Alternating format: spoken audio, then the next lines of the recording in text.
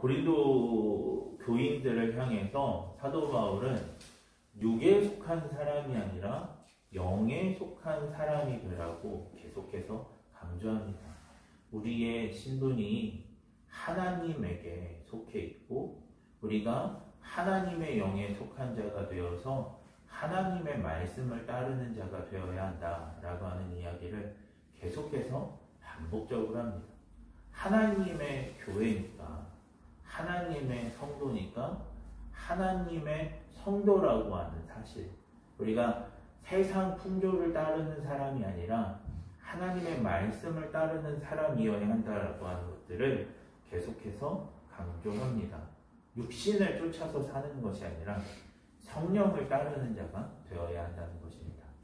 오늘 이렇게 육신에 속한 자가 아니라 영에 속한 자, 하나님의 은혜와 사랑을 기억하며 내가 하나님의 자녀다, 내가 하나님의 백성이다, 내가 하나님의 사람이다 라고 하는, 하나님의 말씀을 따르는 자가 되어야 한다라고 하는 그 이야기를 계속해서 반복하면서 사도 바울은 이것을 그림 언어로 설명합니다.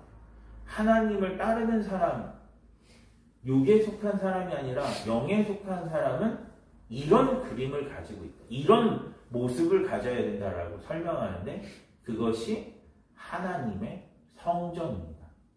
그러니까 육에 속한 사람과 영에 속한 사람이 있고 영에 속한 사람은 하나님의 성전이라고 하는 그림을 보여주고 있습니다.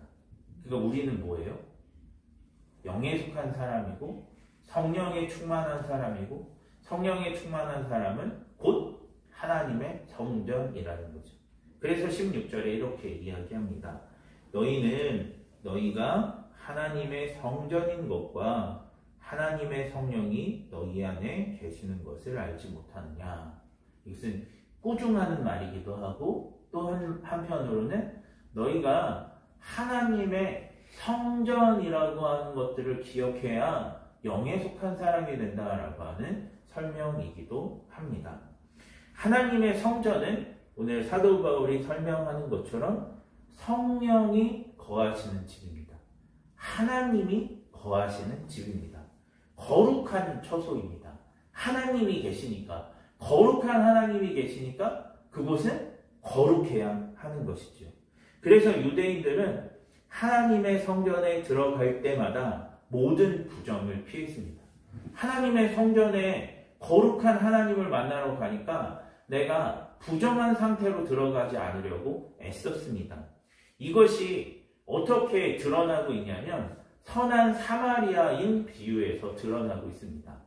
선한 사마리아인 비유는 사실 우리가 아는 것처럼 강도 맞은 사람을 도와준 사람이 진짜 이웃이다. 정말 어렵고 힘든 사람을 도와주는 사람이 예수님의 제자다라고 하는 제자도에 대한 가르침입니다. 그런데 그때 이 강도 맞은 사람을 도와준 선한 사마리아인에 앞서서 제사장 그룹과 레위 그룹들이 강도 맞은 사람을 도와주지 않고 피해가는 장면이 등장합니다. 그 이유가 무엇인 줄 아십니까? 당시에 그 유대인들은 하나님의 성전에 들어갈 때 부정한 상태로 들어가면 죽는다라고 하는 그런 가르침을 받았습니다. 부정한 사람이 거룩한 하나님을 만나면 죽습니다. 그리고 부정한 사람이 거룩한 하나님을 만나는 것은 은혜가 아니라 저주가 따라오는 일이라고 믿었습니다. 그래서 그 하나님 앞에 나아갈 때는 철저하게 거룩한 상태를 유지하기 위해서 애썼습니다. 그러면 거룩한 상태를 유지하는 것은 무엇이냐? 부정한 것과 접촉하지 않는 거예요. 예를 들면 그 성전으로 나아가는 그 길에 무덤이 꽤 있었습니다. 그런데 무덤이 꽤 있었을 때 무덤을 접촉하면 이스라엘 백성들은 그 시체의 부정함이 자신의 몸에 들어온다라고 생각했어요. 그래서 예루살렘 성전으로 들어가는 그 3대 절기가 되면 무덤에 회를 칠했습니다. 회를 칠해서 사람들로 하여금 여기가 무덤이니 혹시라도 이 무덤을 접촉해서 그 부정함으로 주님 앞에 예배하는데 방해가 되지 말라고 그 모든 무덤에 회를 칠했어요. 접촉하지 말라고. 오늘날로 치면 뭐 공사할 때 공사 중이라고 써 있는 것과 마찬가지고 또 뭔가 페인트 칠을 하면 들어가지 마시오라고 하는 표시를 하는 것처럼 무덤마다 회를 칠했던 거예요. 시체를 접촉하면 부정해지고 부정해지면 예배할 수 없다라고 하는 믿음 때문에 그렇게 한 것입니다. 그러면 제사장과 레위 사람들이 왜 이 강도 맞은 자를 구해주지 않았나, 도와주지 않았나라고 하는 것을 여기에서 생각할 수 있습니다. 그게 무엇이냐면 강도 맞은 자를 돕다가 강도 맞은 사람이 죽게 되면 이 제사장과 레위 사람은 어떻게 되는 거예요? 시체를 접촉하게 되는 거예요. 그러니까 시체를 접촉하게 되니까 이 사람들은 부정한 사람이 되고 부정한 사람이 되니까 어떻게 돼요? 하나님 앞에 예배할 수 없는 존재가 되어버리는 거예요. 하나님의 복과 은혜를 받을 수 없는 상황이 될 수 있기 때문에 부정한 상태가 될 수 있기 때문에 그 상황을 피하기 위해서 강도 맞은 내 이웃을 도와주지 않았습니다. 이처럼 부정한 것은 하나님의 성전과 어울리지 않습니다. 부정한 것이 하나님 앞에 나아가면 죽음을 면할 수 없습니다. 그렇기 때문에 하나님의 성전은 항상 어떻게 해야 돼요? 항상 거룩한 곳이어야 됩니다. 주님 앞에 나아갈 때 흠없는 재물을 가지고 나아가야 했고요. 심지어 부부간의 부부관계도 이 하나님 앞에 나아갈 때 혹시나 부정이 탈까, 부정해질까 해서 부부관계도 하지 않았습니다. 그렇게 거룩함을 유지해야 하는 곳이 하나님의 성전입니다. 왜 그럴까요? 왜 하나님의 성전이 이렇게 거룩해야 하고 부정하지 않아야 될까요? 그곳의 주인은 내가 아니라 하나님이시기 때문입니다. 할렐루야. 그래서 성전을 하나님의 성전이라고 합니다. 오늘 저와 여러분을 하나님의 성전이라고 주님께서 부르시는 것은 거룩해야 된다라고 하는 그 거룩함으로의 부르심이기도 한 동시에 또한 그 거룩함을 유지해야 되는 이유는 무엇이냐? 그 주인이 내가 아니라 지금 너의 삶의 주인이 너가 아니라 하나님이심을 기억하라는 것입니다. 할렐루야. 그래서 영에 속한 사람은 어떤 사람이에요? 영에 속한 사람은 내 생각, 내 마음, 내 뜻이 아니라 하나님의 주인을, 하나님이 내 삶의 주인이심을 기억하며 하나님의 말씀을 쫓아 사는 사람이 영에 속한 사람, 하나님의 성전이 될 수 있는 것입니다. 할렐루야. 그렇다라고 한다면 하나님의 성전이 되려면, 영에 속한 사람이 되려면, 거룩한 사람이 되려면 어떻게 해야 될까요? 오늘 성경은 두 가지를 이야기합니다. 첫째는 세상의 지혜에 대해서 어리석은 자가 되어야 됩니다. 뭐에 대해서 어리석은 자가 되라고요? 세상의 지혜에 대해서 어리석은 자가 되어야 합니다. 아무도 자신을 속이지 말라. 너희 중에 누구든지 이 세상에서 지혜 있는 줄로 생각하거든 어리석은 자가 되라. 그리하여야 지혜로운 자가 되리라. 우리가 거룩한 자, 하나님의 영에 속한 사람, 하나님의 성전이 될 수 있는 방법은 무엇이냐? 세상의 지혜에 대해서 어리석은 자가 되는 것입니다. 여기서 말하는 세상의 지혜는 무엇이냐면 정욕과 탐심을 따라 사는 지혜입니다. 그러니까 세상에서 말하는 잘 사는 법입니다. 하나님의 백성에게 하나님의 말씀으로 하나님의 말씀을 따라 잘 사는 법이 아니라 세상에서 말하는, 세상의 가치관에서 말하는 잘 사는 법이 오늘 세상의 지혜입니다. 돈 버는 법, 성공하는 법 등이 세상의 지혜입니다. 오늘 사도 바울은 이런 것들에 너무 마음을 빼앗기지 말라고 이야기합니다. 세상은 돈을 잘 벌면 똑똑하다. 세상은 성공하면 대단하다 라고 이야기합니다. 그런 것들에 대해서 마음을 빼앗기지 말라는 것입니다. 특별히 오늘 이런 세상의 지혜 가운데 우리가 특별히 경계하고 마음을 조심해야 되는 부분이 있습니다. 그것이 무엇이냐면 죄를 짓는 방법입니다. 사실 세상은 조금 불법적인 것들, 조금 편법을 써서라도 성공하는 것이 낫다, 부자가 되는 것이 낫다라고 가르칩니다. 특별히 이러한 세상의 가치관을 따르다 보면 불법을 행하는 것에 대해서 무감각해집니다. 오늘날로 치면 혼전 성관계에 대해서 무감각해지거나 동거하는 것에 대해서 무감각해지는 것과 별반 다르지 않습니다. 과거에는 그리스도인들이 그것들을 치욕스럽게 여겼습니다. 그런데 오늘날에는 별반 그런 모습들을 보이지 않습니다. 그것이 가정의 평안을 깨는 길임에도 불구하고 그것에 대해서 별반 그렇게 크게 생각하지 않습니다. 죄를 짓는 것들이 관영해질 때 생겨나는 일들입니다. 특별히 죄를 짓는 방법에 대해서 오늘 알려고 하지 않는 노력들이 필요하다는 것들을 좀 생각해 볼 필요가 있는데요. 과거에 한 고등학생이 저에게 이런 질문을 했습니다. 목사님, 불법 도박, 불법 스포츠 토토 해도 되나요? 제가 오늘 이거 해서 2만원 벌었는데 이거 계속 해도 되나요? 라는 이야기를 한 적이 있습니다. 이 친구는 그 전까지는 불법 스포츠 도박을 어떻게 하는지 알지 못했습니다. 그런데 알지 못했던 그 친구가 어떻게 하게 되냐면 친구 중에 불법 이 도박을 하는 친구가 있었다는 거예요. 그런데 그 친구가 이렇게 자랑했다는 거죠. 내가 오늘 이 도박을 했는데 이걸로 10만 원을 투자해서 20만 원을 벌었다는 거예요.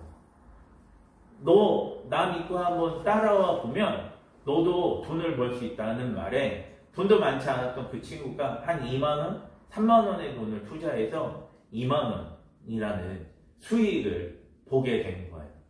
그런데 그렇게 수익을 봐서 돈을 벌어서 기분이 좋기는 한데 이게 아무래도 찜찜한 거예요. 그래서 이거 계속 해도 되냐고 물었습니다. 제가 하지 않아야 된다라는 이야기를 했습니다. 그거 하면 큰일 난다는 이야기를 했습니다. 우리가 다 아는 것처럼 당장 한 번, 두 번은 이 도박을 통해서 돈을 벌 수는 있을 수 있지만 우리가 다 아는 것처럼 이게 계속해서 지속되면 100만 원을 잃고 200만 원을 잃고 300만 원을 잃고 계속해서 돈을 잃게 되는 구조라는 사실을 알기 때문에 하지 말라고 이야기했습니다. 그런데 문제가 있어요. 그게 뭐냐면 한 번 이 불법적인 일에 발을 들이면 다음에 뭔가 돈이 궁하거나 정말 필요할 때 이것들에 발을 들일 수 있는 가능성이 높아진다는 거예요. 한번 그런 불법을 저지르고 사기를 당하게 되면 이것들을 만회하고 싶은 마음에 더 큰 돈을 투자하다가 더 큰 돈을 잃게 되는 일들이 생기게 되고 그러는 가운데 중독의 문제에 빠지게 되는 경우들도 있습니다. 그리고 중독이 되고 나면 나도 모르는 사이에 내 영혼이 타락하고 내 영혼이 파괴되며 하나님께 집중하고 하나님의 말씀과 지혜를 얻는 것보다 불법적으로 성공하는 일, 불법적으로 돈을 버는 일에 마음을 빼앗기고 우선하게 되는 일들이 벌어집니다. 결국에는 어떻게 돼요? 세상의 지혜로 말미암아 하나님이 거하시지 못하는 부정한 성전이 되는 결과를 맞이하게 됩니다. 그러므로 죄를 짓게 하는 지혜, 세상의 지혜에 대해서 모르면 모를수록 좋습니다. 이런 세상의 지혜가 우리의 영혼을 부정하게 하고 타락하게 하는 것에서 벗어날 수 있도록 세상의 가치관, 방법에 대해서 어리석은 자가 되는 것이 우리가 하나님의 성전이 되는 길이고 영에 속한 사람이 되는 길임을 기억하시길 주님의 이름으로 축원합니다. 두 번째는 예배하는 사람이 되어야 합니다. 사도 바울은 21절에서 이렇게 이야기합니다. 그런즉 누구든지 사람을 자랑하지 말라. 만물이 다 너희 것입니다. 사람을 자랑하지 말라고 이야기합니다. 사람을 자랑하지 말라는 말은 바꾸어서 예수님을 자랑하는 사람이 되라는 거예요. 내가 이렇게 성공했어. 내가 이렇게 부자가 되었어. 내가 이렇게 돈을 벌었어. 라고 하는 것들을 자랑하는 대신 예수님이 나에게 구원의 은혜를 허락해 주셨어. 예수님이 나에게 참 평안을 주셨어. 예수님이 나에게 은혜를 주셨어. 라고 하는 이야기들을 하는 자가 되어야 된다고 이야기합니다. 예수님만 자랑하는 것, 세상의 것을 자랑하는 것이 아니라 세상에서 돈 벌고 성공한 것을 자랑하는 것이 아니라 나의 유익과 만족을 자랑하는 것이 아니라 예수님을 자랑한다라는 것은 무엇을 의미합니까? 그것이 바로 예배입니다. 예수님을 자랑하는 가장 큰 통로, 예수님을 자랑하는 가장 큰 상징이 예배입니다. 그런데 이 예배는 하나님의 성전에서 가장 어울리는 행위입니다. 하나님의 영광과 찬양을 올려드리는 이 행위는 하나님의 성전에서 가장 아름다운 행위이고 가장 눈치 있는 행위입니다. 하나님을 높이는 성전에서 여러분 한번 생각해 보십시오. 하나님의 영광을 노래하고 하나님의 말씀을 선포하는 곳에서 하나님의 말씀이 아니라 사람이 이렇게 돈 벌고 사람이 이렇게 성공하고 사람이 이렇게 잘나게 되었다라는 이야기들이 계속해서 선포된다면 그곳은 하나님의 성전다울까요? 그렇지 않을까요? 결코 그럴 수 없습니다. 하나님의 성전은 하나님의 영광을 높여드리는 곳이어야 됩니다. 그리고 하나님께 영광을 높여드릴 때 무슨 일이 벌어지냐면 그곳 가운데 하나님의 강력한 임재가 더하여지게 됩니다. 할렐루야. 솔로몬이 하나님의 성전을 7년 동안 지었습니다. 솔로몬이 성전을 짓는 행위가 예배의 행위입니다. 하나님을 기쁘시게 하는 하나님의 거룩한 집을 지어야지 라고 하고 하나님의 집을 7년 동안 가장 아름다운 재료와 가장 훌륭한 목수들을 그리고 석공들을 모셔와서 하나님의 집을 아름답게 지었습니다.